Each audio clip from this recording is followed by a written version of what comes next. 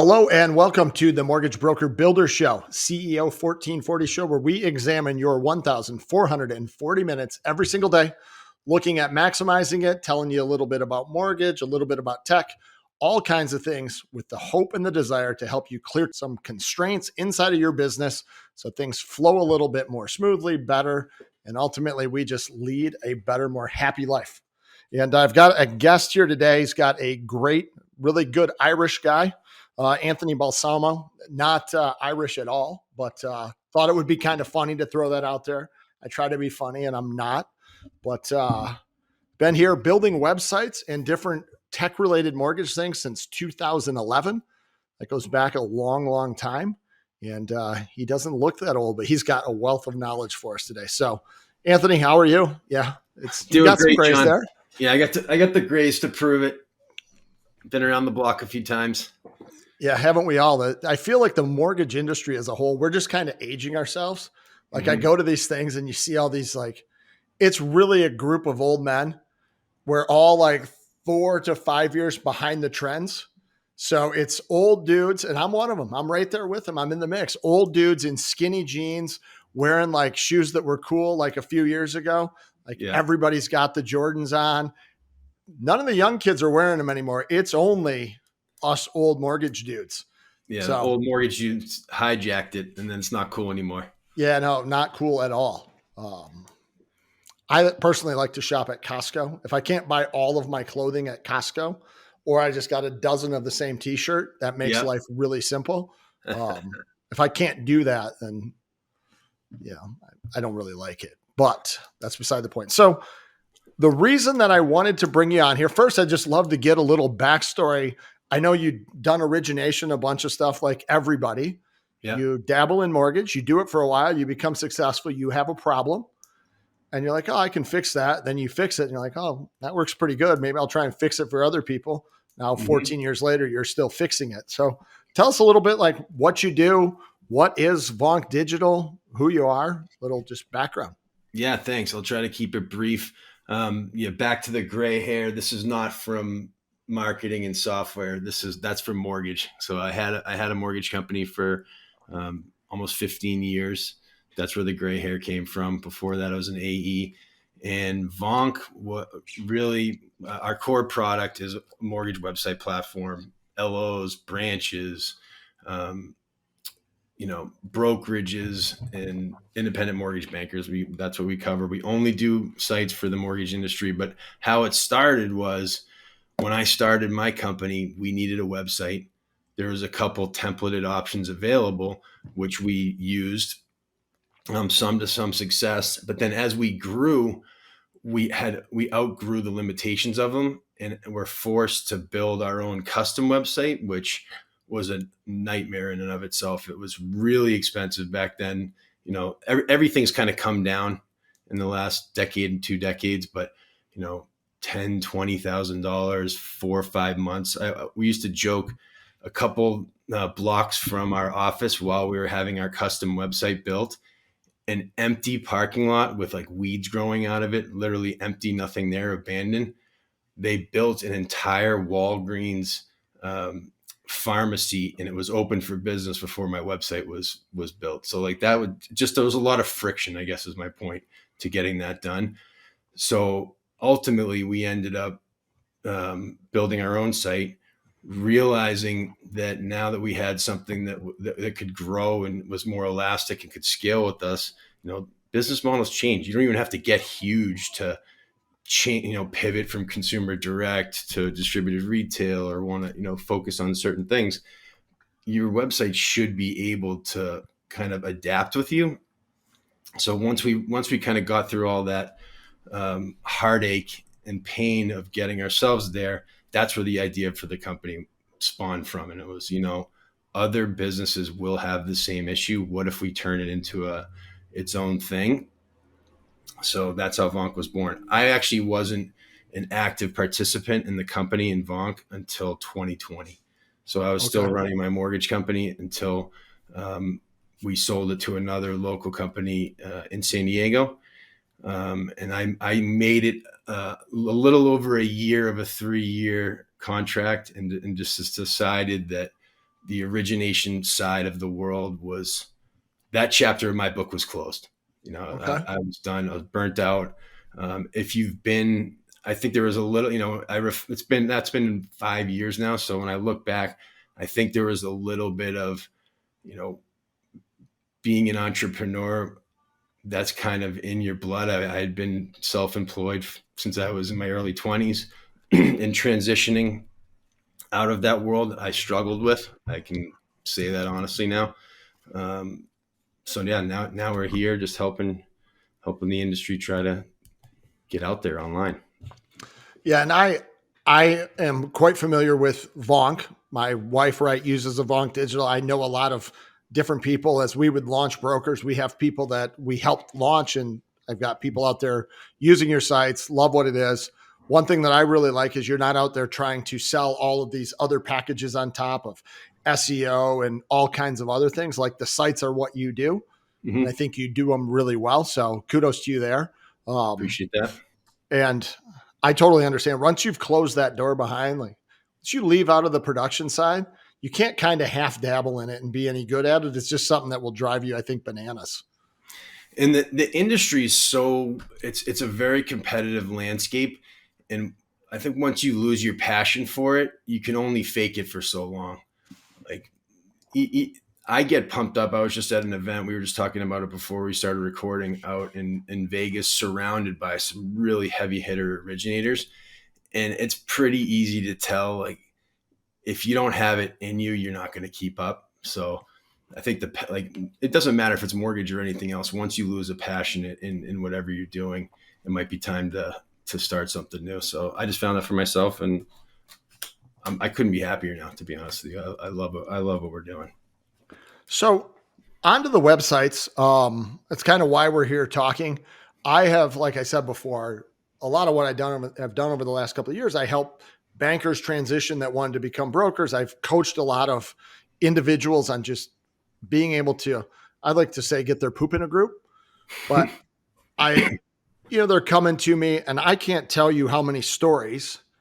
I have a ton of people that went out, they're setting up their mortgage shop, they're starting their business, and they go out, they go to Workup or Fiverr, they find somebody that's going to build them a page, and they're 3-5 grand into this custom build, Yep. and it's terrible.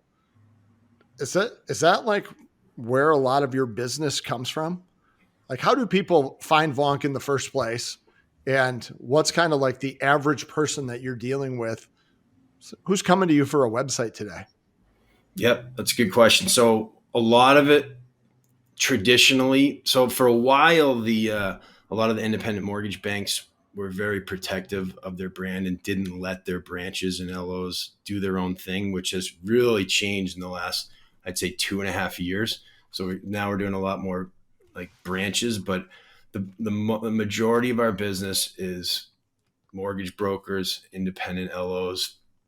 And yeah, there is a big portion. It's kind of split. There's some people that are like, I don't have time for this. I know this. I know I can't do this, but I know I need it. And they skip the DIY step, which I think it's really more just personality based, but they're lucky because, they don't have to go through that pain of hiring a contractor. And not all of them are bad. Some of them work out, but the mortgage industry is unique. It's like its own language, and it can be painful to go and try to build your own. But then there's that other segment, yeah, where they they may try to go build their own. A lot of them will try to not just skip the even hiring somebody and do it themselves. And then I'll see kind of a half-baked page that's not compliant. There's no lead forms, there's no content, the whole thing. Um, so it's a combination. It's the people that try to DIY it or outsource it. And then there's people that just come direct. We also do get a lot of people that have been watching us for years. Like, that's another thing, just to talk about marketing in general. Like, it's not a, this week, this month, this quarter proposition. So hopefully all the people listening, especially the originators, when you're thinking about, should I be creating content? Should I do email marketing? Should I, is this stuff even working? Like, with consistency, it really does. I mean, the amount of times I have people say, Oh yeah, I've been following you for 2 years, 3 years. So like, stick with it is my point. Does that make sense?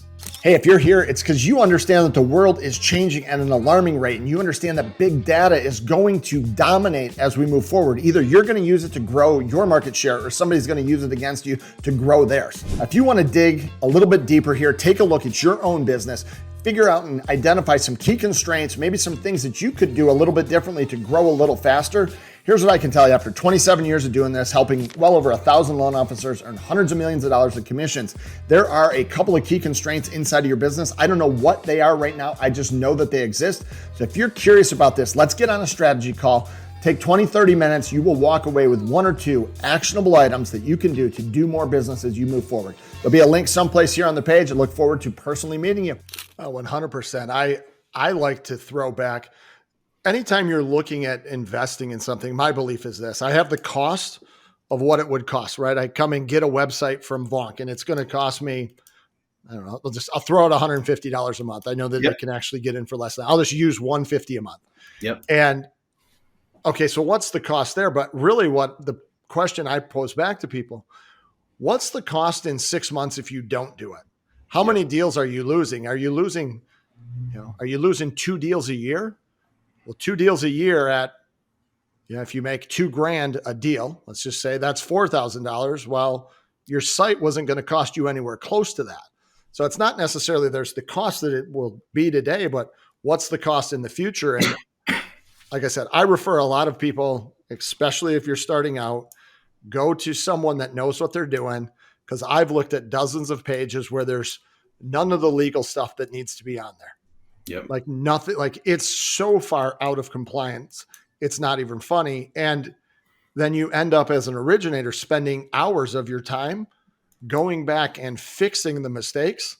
So if you are somebody that's going to grow to be the next Rocket Mortgage, and you want to have this super site that you own all the code, it's all yours, start with something simple while you're building your massive site. Yep. And get some revenue coming in, start closing loans, start doing those other things. And don't let the website be your problem. That's the biggest one to solve, because I can write and close a couple of loans without a website at all and start generating revenue. So that's word to the wise. Anybody out there that's thinking about it, find a company. I love Vonk. I think they do a great job. There's a couple others out there that I think also do a good job. Yep. But I like these guys, and they're not going to try and sell you SEO all the time, which is also a perk. They're not going to try and upsell you. So I think it's good. Well, we should elaborate on that a little bit, John, because when you say, you don't know, you could be missing one, 2 deals a year, 1, 2 deals a month. It doesn't matter. And I'd like to hear your take on this, but the buyer's journey in general seems to have shifted, where in the past, someone becomes aware of you. We'll use the loan officer as an example, just to keep this very relevant. Someone becomes aware of the loan officer. The next stage was they now had the ability, like this discovery stage where they're trying to decide whether or not they want to work with them. Traditionally, that happened either on the phone or in person with the loan officer. And why that's important is because during the time when somebody is trying to make a decision on whether or not they feel comfortable working with you, you get to participate in that. And what I mean by that is, like, you can build rapport, you can answer objections, but at least you have a shot while they're trying to figure it out whether or not they're going to move forward, right? Well, that was traditional. Nowadays, the awareness piece hasn't really changed. Maybe some of the mediums have. You're using social media platforms and podcasts and all this other stuff. It doesn't really matter. You can fill in the blank of every way you can be, promote yourself. It's all kind of comes under the term of advertising, even if you're not paying for it, right? But the next step, which I think is the biggest thing that's changed, is that after someone becomes aware of you, the immediate first step is not that phone call or that in-person meeting. Instead of that discovery meeting, a lot of people are doing self-discovery. So they're going to go research you. They're going to Google you. Even if you get referred, it's what can I find on my own? Let me make up my own mind. And to your point, that's where those people are lost, because the difference of the prior process of how things worked, you would know if you lost them because after the conversation, they decide not to work with you. But in this new world, they're going to do their own discovery, and they're making the majority of that decision before you even knew they existed or were interested. So that to me is where a web presence and some of the things you're doing online uh, become really impactful, is saving and giving yourself a shot in the stage of the buyer's journey when they're making decisions. And that's the research stage. Yeah, I get this feedback all the time. I don't really need a website, or I don't really need, none of my clients like to use an app, right? I've got a FinLocker app that we Yep. include in our, none of my Awesome. clients like to use an app. They Yep. all want to make phone calls. I'm like, that's exactly the reason you do one. Because every client out there in the world that does like to use an app, you're just not hearing about them. And Right. nobody ever calls and say, I would have done business with you, Carol, but you didn't have an app. So they never make it into your ecosystem. Yep. I remember when I was young, my grandmother liked to go to, ATM cards had come out. We had these passbooks. You'd go to the bank. I'm old. You'd go to the bank and you'd deposit money and they'd handwrite it in there. There was a ledger you had and one they had. Yep. My grandma hated her ATM card. She liked to go to the bank. So if that's the only way you could have banking, like, you would never interact with her. Yep. She would not have known. But there were clients, if the bank only, maybe there is a bank out there that only has handwritten ledgers today. Yep. They're probably out of business though, because other people have wanted something new. And I really look at, there's important things that happen inside of the journey. The most important thing ever is them finding you for the first time. Yep. And that's not a lead. They find you way before it's a lead. Like, maybe when your real estate agent refers your name, that's when they found you, but it hasn't become a lead yet until they engage somehow. And you've got social media, you've got a plethora of different ways that get them to the point. So you need to be found. And then you somehow or another need to be in the room when they're making that buying decision. Mm-hmm. But there's a lot of steps that go from that point to them ready to hit your apply now button. Yep. Well, Yeah. especially with mortgages, because it's not like buying a piece of sporting equipment where you're just like, oh, I want a basketball, and you just buy it. Like the chances of someone being ready the first time that they are thinking about it is really, it's really low. So there's going to be some gap that you got to be, consistently showing up. One thing I've been big on lately, sorry, I don't mean to just keep going. Oh, I like it. One thing I've been really kind of bullish on is, and I know I've been talking to you a lot about calculators, but that's not really that's not really why. The why is, I could probably explain it.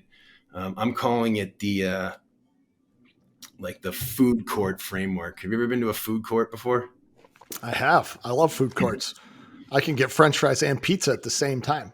Yeah, there you go. Well, so you go into a food court.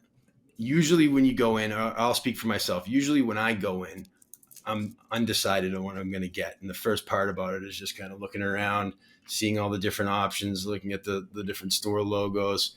I know I'm probably going to get something unless everything seems gross to me, but the majority of the time I go in, I'm going to end up with food. It's just which one. So you're walking through, a lot of overwhelm, and then someone leans over and you just hear in the corner of your ear, want a free sample?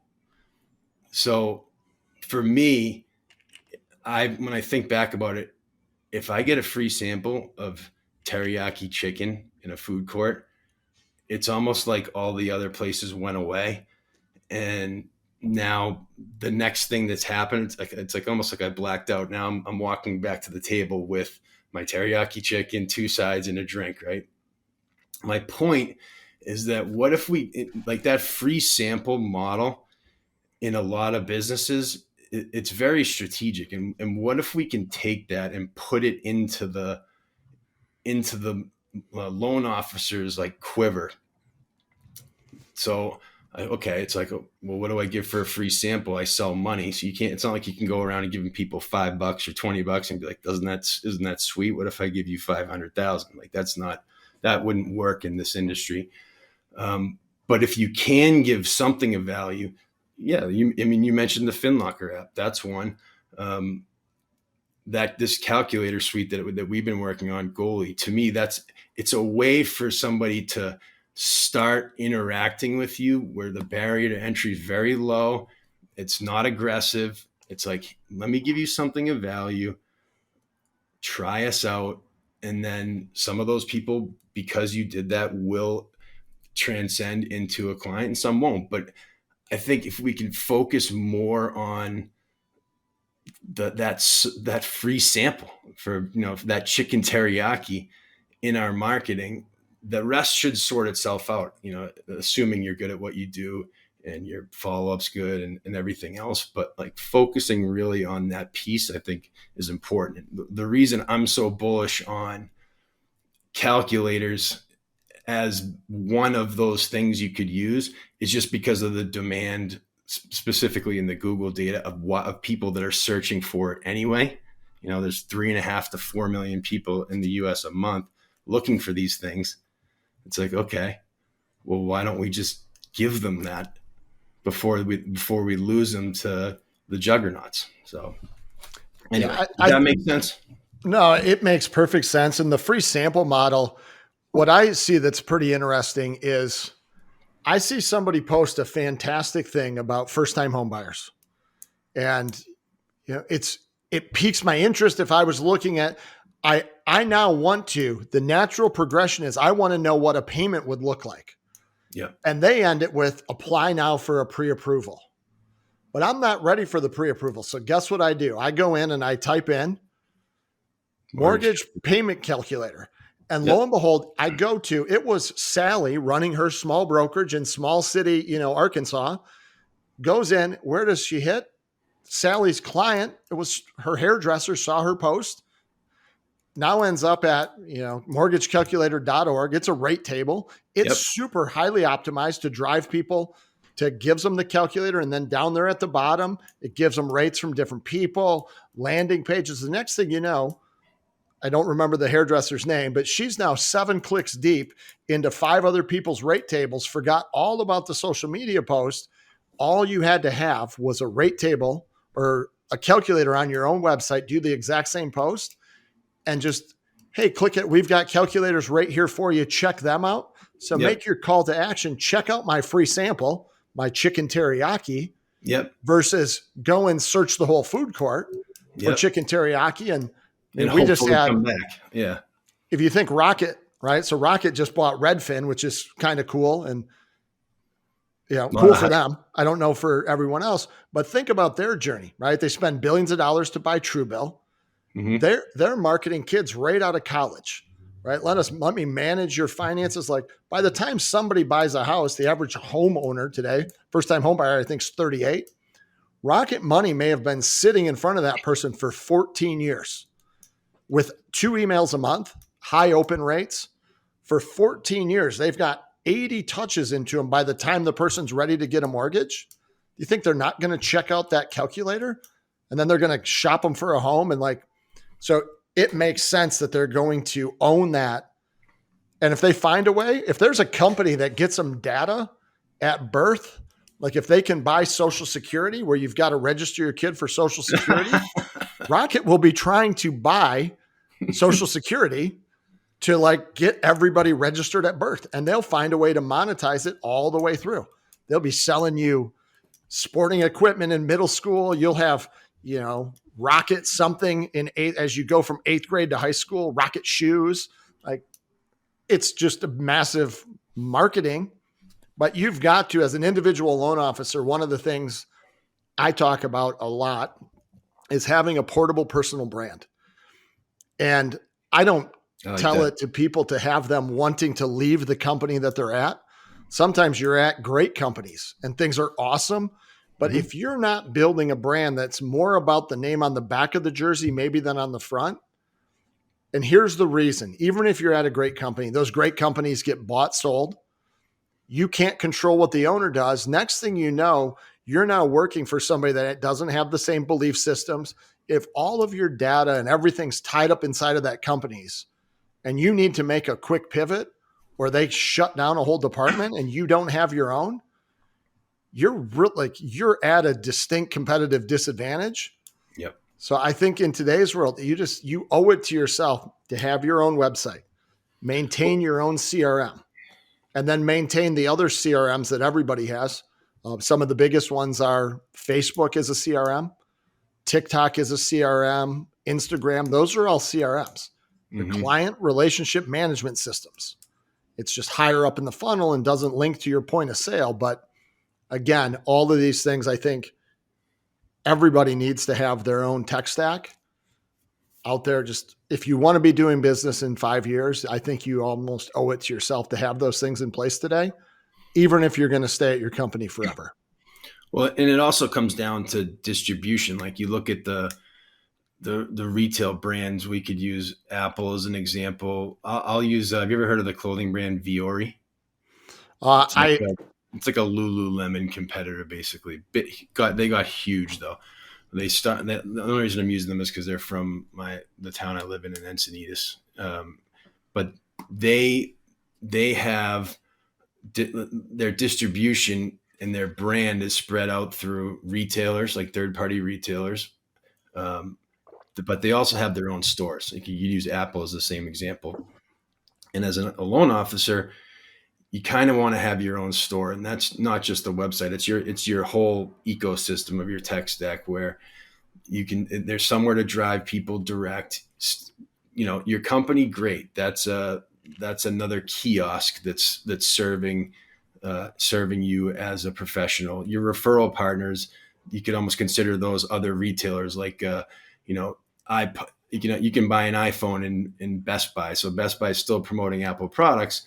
That would be maybe your referral partners. But at the end of the day, that having your own ecosystem, your own retail store, for lack of a better example, and brand the people that do that will be served the best in the long term, because like you said, it's not about moving companies or being able to move companies. It's about not disrupting your business if something happens. We worked with a huge lender out of the Midwest that seemed to rise really fast and fall really fast. Within a couple of years, they went from like 1,300 LOs to out of business. Like that can happen.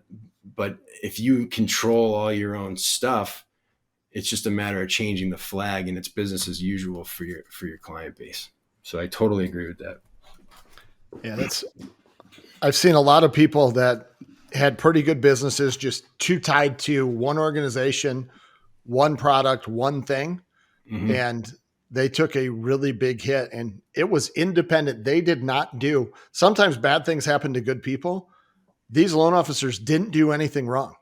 The company just made a hard pivot or sold, did something when times get tough, and they were left out there scrambling, no close client database. Where things like Model Match come in, where you could at least go in and somehow or another try to parse back out and find old data and piece it back together. It's just not a fun place to go. Yeah. It's like a wildfire went through your business, independent of anything you did, and now you're left cleaning up the pieces. So let's kind of back up. What you guys have built, I don't know how many, a lot of mortgage websites. What's one of the things that you kind of see the biggest, this is just mortgage 101. What's one of the biggest things that you see mistakes people make before they come to you? Mistakes they make before they come to me. That's a good question. I think one of the biggest mistakes people make is, especially at a smaller independent organization, is trying to pretend that they're Rocket and like the big dogs. I think that, and I can say that from somebody from first person experience. When I had my mortgage brokerage, our whole goal was to seem as big and bad and huge and fake it till you make it as you could do. I just think that's not actually what people are looking for if they're going out and looking for an independent mortgage expert. I think they want the advice, they want the hand holding, and you're doing them a disservice, whether it's before or with us, to be honest. Like, you could have a website with us, and if there's no way to get any sort of connection to the human side of your company, when the to wrap it back into when people are doing their own research, I think that's a big miss. And a lot of people will say, well, I don't want to be on the site. It's not about me. Fill in the excuse. And I get that. Like, you don't have to be like you don't have to have a humongous picture on the top of the site, but you should be somewhere. There should be some messaging from you, whether it's a video, a short video intro, or even a quote with a headshot, but just something to connect you as a human. Because I can promise you, if somebody's considering you and somebody else in your market, and what they're relying on is the information that they can find about the two of you independently on their own online, and you don't give them anything to sink their teeth into, you're essentially just helping the person that is. That's the way I look at it. So, and being someone that has a face for radio myself, like, it doesn't matter what you look like. I think it's important to connect the dots. I mean, even your wife, on some of the thank you pages on her landing pages, there's videos. Like, she's really tying back to the connection of, this is a real professional and a real person, and you're meeting me now, even before we talk. I just think it's so important. Well, I think that my belief on this is there's no way I can compete with the big boys out there from a tech standpoint, those kind of things. The only way, if I want to play at that game, the only way that I can compete against them is from a margin standpoint. Mm-hmm. I can cut my margin and compete there, but where they can't compete, I can literally send we have people for their close clients from last year, I had people send every one of their close clients a handwritten thank you, actually written by the loan officer that did the deal, their actual settlement statement from closing, highlighted with a highlighter that they took the time to highlight it. Thank you. 2 business cards, one for them, one for their CPA, and a $5 Starbucks gift card. Rocket could not duplicate that. They couldn't. Maybe they could, but they never would, right? Because they want everything automated. It's a big machine. So win where you can. And that's being a unique individual. Have a website that brings out you as your personal brand and does that. Something else that I'd love for you to talk about. Do you guys have any pages that are converting really well? And the reason that I say that is sometimes people don't know about this. And I don't know how many landing pages that you have, but when you do go, whoever you're using, they probably have this whole litany of pages that are built out that you can access. And if you are using a provider, you have access probably to 20 to 50 different landing pages that are out there for different things that your website provider has already built. If you didn't do a custom one, that you can just plug into your business. And I believe, and maybe you'll tell me that I'm crazy, I believe that it's very important, if you're talking about a specific message, if you can drive them to a landing page that also resonates with that message, your pull-through rates will be better. Yep. So I guess my question is twofold. How many landing pages do you have? And are there any that are converting really high right now for you? Yeah, it's a good question. So we start the plans out with, I don't know, maybe half dozen, 4, 5, 6 layouts just out of the box. I think the nice thing about our platform is everything is very customizable. As far as high converting landing pages, I think there's 2 components to that. One, yes, there's some physical components to the page that matter, but 2, it's also the offer. So we've had in the past some people that have been like big TikTok personalities, for example, and then they're driving people to a page on the site. And I think one of the guys had like 300 leads in the first 90 days, all from his TikTok business. But that's because there is a component of the goodwill and value who he's creating up front that has to match where you're sending them. So I'm always hesitant to say like, okay, this is the perfect landing page. It's going to convert so well, because it's reliant on the upfront message as well. Does that make sense? Like, for example, 100%. we have a client that does rate tables, and we tweaked. It was funny when he came to us about his landing page. He's like, "Listen to this problem," which is actually funny. We solved it, but he was saying people click on on the rate from the rate tables and get to my site, and then they don't believe that my rates are real. How can I make it so people know that that wasn't just a, like a loss leader?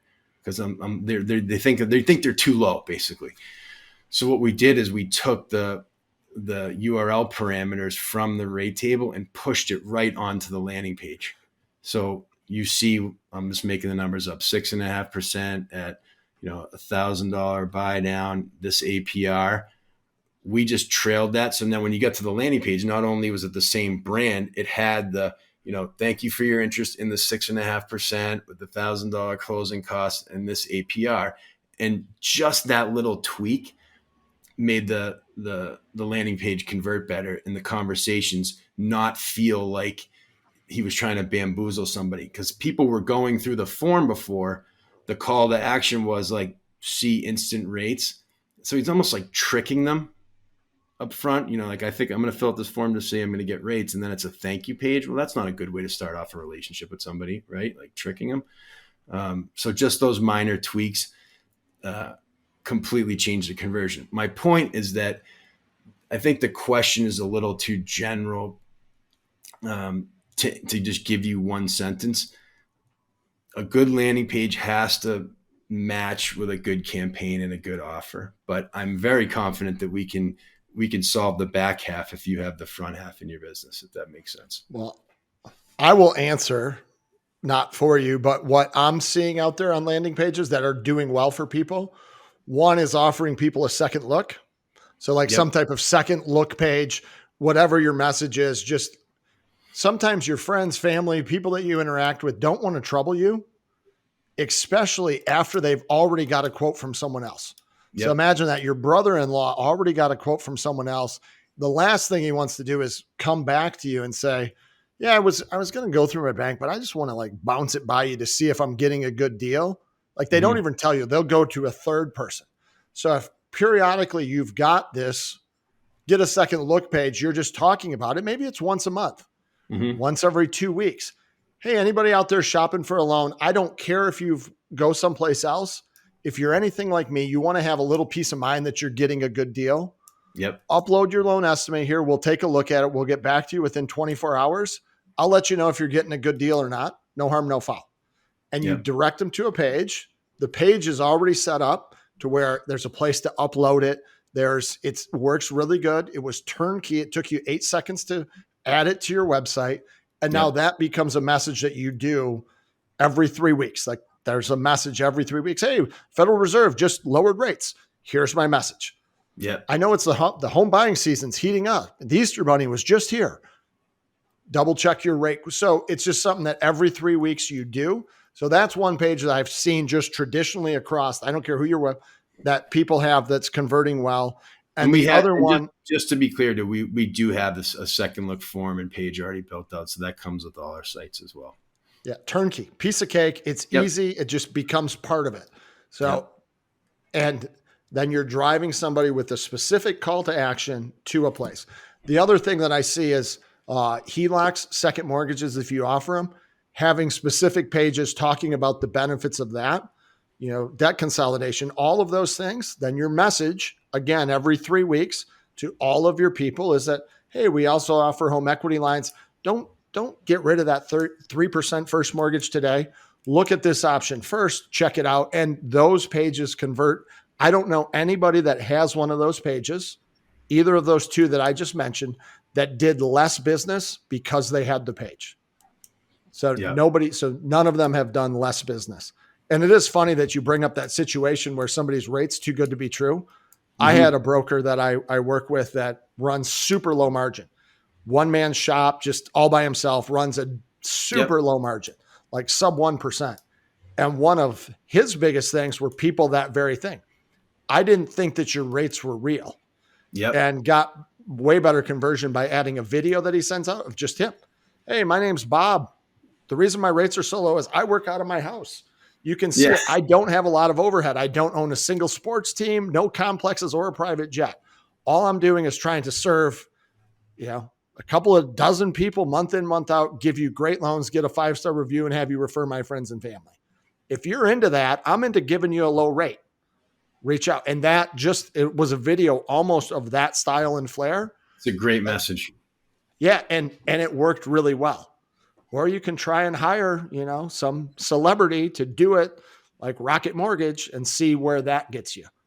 But I think that there's some really cool things out there. So let's talk about, I've seen you guys, I think, have some of the best calculators out there just on your standard Vonk pages. And like you mentioned before, there are, 4 million people or so month in, month out that's information that they want. Again, if you're mapping out your messages you need to do every 3 weeks, talking about a mortgage calculator, check out your payments, those kind of things is another one of those evergreen messages. You will get sick of saying it way before your people will get sick of hearing it. So just needs to be out there all the time. But I've seen your goalie. So tell us a little bit about goalie, what you're trying to do there. I think it's super cool. And you don't even need a Vonk site, I think, and you can still utilize goalie. So what is right? And we're talking hockey here, but what is kind of the mission statement behind goalie? What is it? And what are you trying to do there? So how goalie started was, our core product is a website platform. Well, not everybody needs a website. If you've already built a website and have been managing it for 10 years, the idea of just moving a website to get one piece of it that you really want is the equivalent of like moving bank accounts. There's friction there. So I started getting people being like, we already have a site, but I'd love to get some calculators. And you can only hear that so many times before you solve for it as a business person. And the calculators on the website are not really set up to not be used on third-party sites. So that's where goalie came in. The name is about goals. So reach your goals by helping other people reach theirs.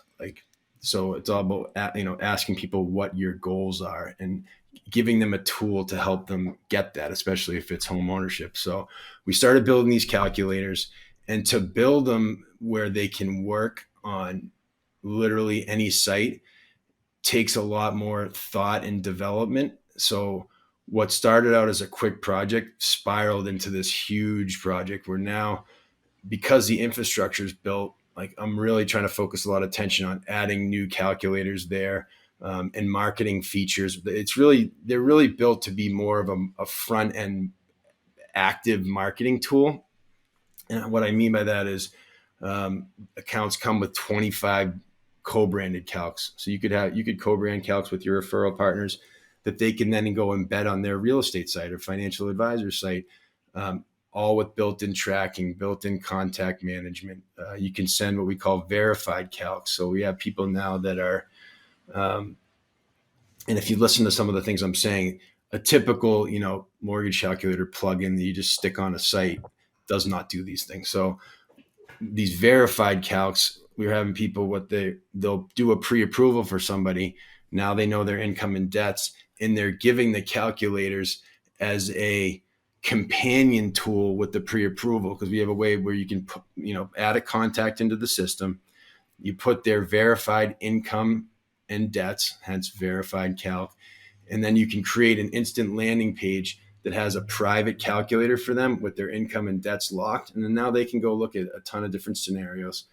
So we're trying to do things like that to make it more of an active prospecting tool. There's built-in lead forms. We just rolled out a DSCR calc.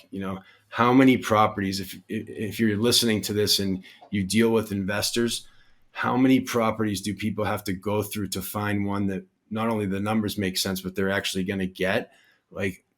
Investors, that pool of people is more impatient too. You're doing them a favor. Give them a DSCR calc where they can run 20 properties a day if they want and just see if they can move on. So it's little things like that, like the insights. Long story short, what started out as a side project ballooned into like, this is quickly becoming my passion project as far as the Vonk world. So we're just going to continue to add calcs, and I see it as a great free sample, chicken teriyaki, like we talked about.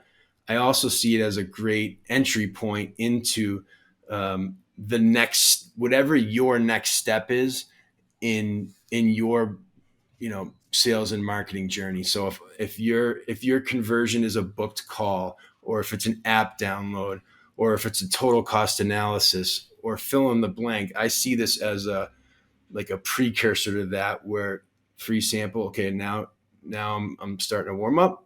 What's next? So Yeah, it's somewhere on that journey between they discover who you are and they're ready to hit your apply now link. mm-hmm. Running calculator scenarios, understanding what you're going to spend is one of those variables that keeps them engaged with you. And I know of real estate agents that call their mortgage banker to get a payment calculator. Like, Yeah. I got this person, they want to know what their payment is, and they're texting their banker at 10 o'clock on a Tuesday. Yep. Like, if you've got a co-branded link with them, so they have their own calculator, their client they can fill it out right there. So Yeah. It's really cool. What you're building, I think, definitely has a place. And as we're all trying to capture eyeballs and keep and maintain people, we need to be discovered. And then we need to somehow or another still be in the room when they're making that buying decision. Having Yep. calculators, things like, right, we have the Fin Toolbox. That's our FinLocker product that we do. Yep. We had somebody on a couple weeks ago that has a free rate update, right, where they're staying in front of the clients by providing rate updates. Yep. There's so many little widgets and things that you can do. I'm not saying that any one of them is right or wrong. I just have a really strong belief that if you want to still be in this game and be relevant a few years down the road, you've better have some kind of things in place. Yep. You're not going to be able to get by any longer with your pumpkin spice recipe going out on November 15th, the Happy Holidays card dropping on December 20th. We've got, you're going to send out a Think Spring card and you're going to do it 4 times a year. That's not going to work anymore. And Dan Gilbert used to say, when the speed of business outside of your company is moving faster than inside, your business is dying. You just don't know it yet. And the world's moving really fast and people are grabbing them. And if you're still playing around inside of that old world, doesn't mean it won't work. It's just going to become harder and harder. And you're going to be fighting for less and less clients at the end of that journey that haven't already picked somebody. Yep. So something like this is really cool. I'm actually, as listening to this, I got to find a way just to include Goalie in with what I'm doing and just make it an all-in-one package. Give people the Fin Toolbox, the FinLocker app, Goalie, kind of everything there. Yep.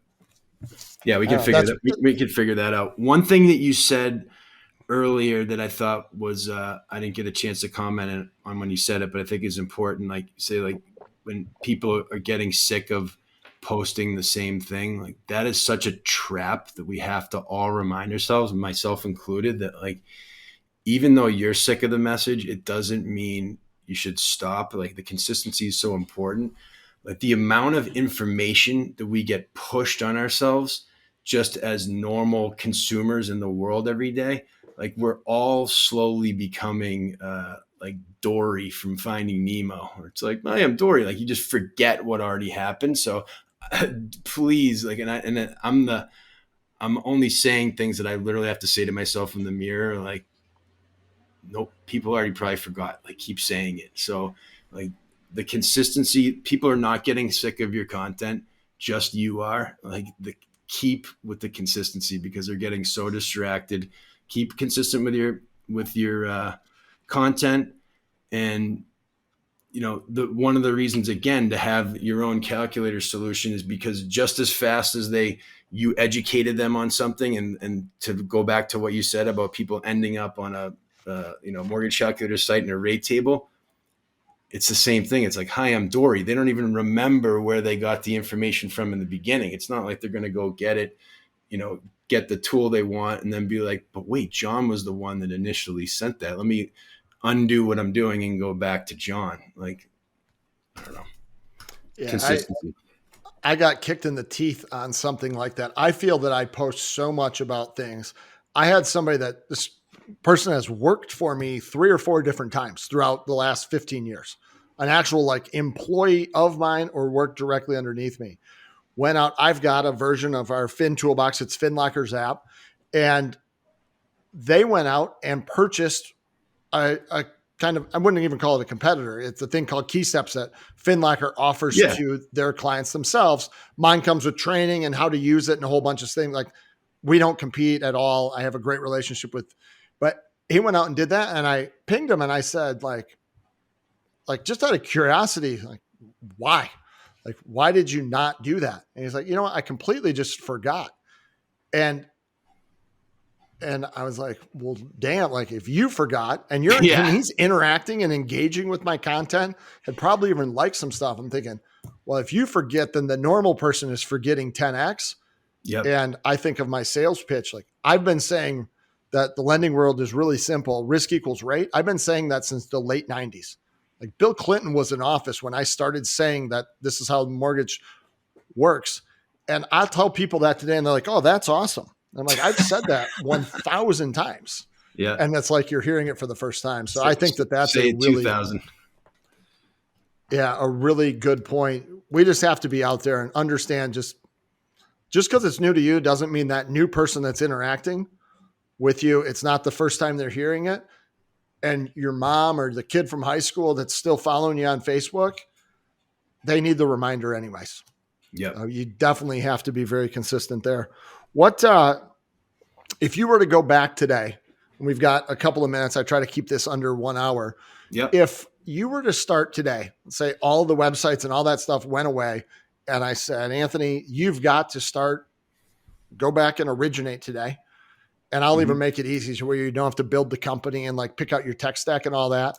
You're going to hang your broker's license at one of these, like hang your shop kind of places. There's a ton of them out there, Nexa, whatever it is, C2, Barrett. You have to go to one of those companies and start originating loans. What's the first thing you do?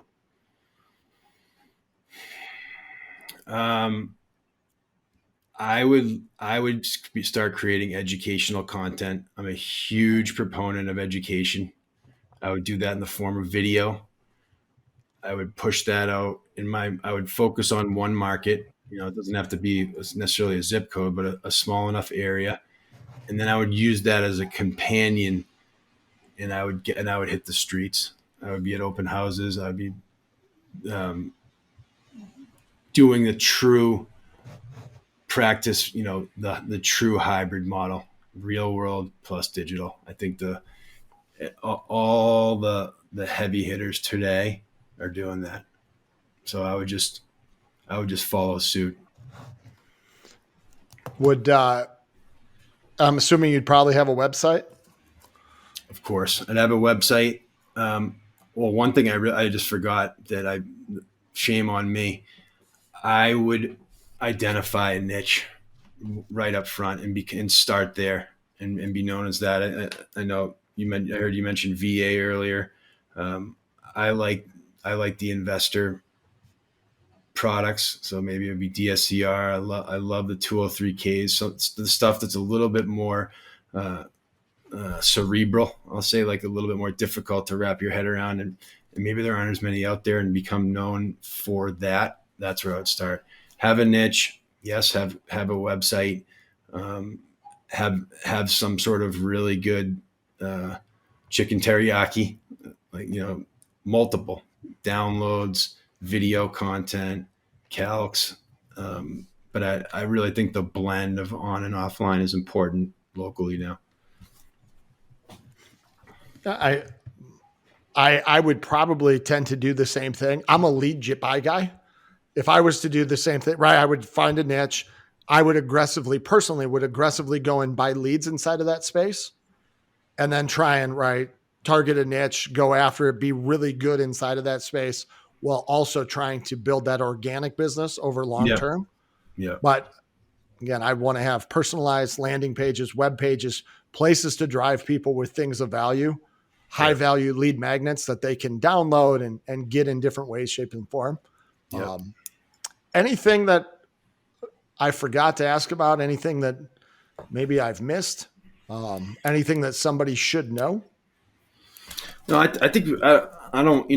Going back to that Dory analogy, like I think we covered a lot. Let's not push out some good information that we've already talked about today with new stuff.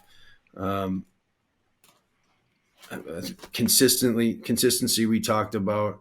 I think I just want to leave people with find what your chicken teriyaki is and add that into your strategy. What is your free sample? That piece of it's like dating. That's the best marketers attribute this whole sales cycle to dating. You wouldn't just walk up to a stranger on the street and propose to them. There's a cadence to it. And so what are the steps you can do to start building that trust early to eventually get to the proposal? But what are the things you're focusing on up front that can be impactful? I agree 100% with that. You got to be discovered, and then you need to be there in the room still when the girl's deciding who she's taking to homecoming. You need to be in that mix. Yep. And then, there's a whole process of turning likes into leads. And that's where I think websites, landing pages, lead magnets, the world's becoming pretty good at getting likes on stuff. But the next real kind of superpower is when you can turn your likes into leads, and those leads then ultimately become applications that ultimately become closed loans. But it's a slow process. And Anthony said it a couple of times, just be consistent. If you continue to do this, in a year, you will not have less business as a result of your efforts. Yep. And you'll get a flywheel that starts moving. And the faster you push on it, the faster it goes, and the more loans that you ultimately end up closing. So this has been great. If you guys have inside of the show notes someplace, if you're watching this, it'll be on YouTube or wherever, I will definitely link back so you can get with Anthony. Probably best place to find you if they just want to find you is at LinkedIn. LinkedIn is where I'm active Okay. personally. VonkDigital.com if you want to learn more about what we do there. Yeah, those are the best two spots. And so if you're in there, you'll see about goalie and all those things. If you have questions, concerns, anything for me, maybe I missed something, I'm happy to answer all questions. I don't have a horse in any of these fights, right? Like I don't care if you use Rocket, UWM. I would love if you have questions for me. I'd love to help you and help grow your business, and got a variety of different ways to do that, whether it's one-on-one coaching where we do a deep dive into your business, or whether it's just you're signing up for, a little coaching here and there with the FinLocker app and some different stuff. Kind of got a wide spectrum. So anybody that wants to reach out to me, I'm happy to help. If you book a call, the one thing I'll guarantee, you'll walk out of that call with a couple of tangible things that can help your business move forward. It's up to you to put them in there, apply them, tell me I'm full of crap. It doesn't matter. I believe that they will help you, and definitely reach out to Anthony. I appreciate you guys all. 2025 is going to be a good year. I think we see significantly better rates the second half of the year. And I think that now is the time to start planning out your funnel. What does it look like when refi takes off again? What's the client journey look like for every person that comes to you from the first second their eyeballs land on you all the way through a closed loan and a referral? That should be defined and mapped out what that looks like. If you've done that, you will do a lot more business at the end of the year. So, yeah. Anthony, I appreciate your time. Thank you. And we'll go ahead and part for today. Thanks, Sean. That was fun. If you're still here and you're watching this, you're probably getting something from our content. If so, maybe or I'm sure someone else that could also benefit. So if you could do us a solid, forward this, share it with your friends, other people that are like-minded that want help with simple solutions to grow their business. And if you want to do a little bit of a deeper dive someplace on here, there is a place to schedule a call with us to talk about your business and how we can grow it together. Look forward to hearing from you. Again, thank you for being here. Please do share.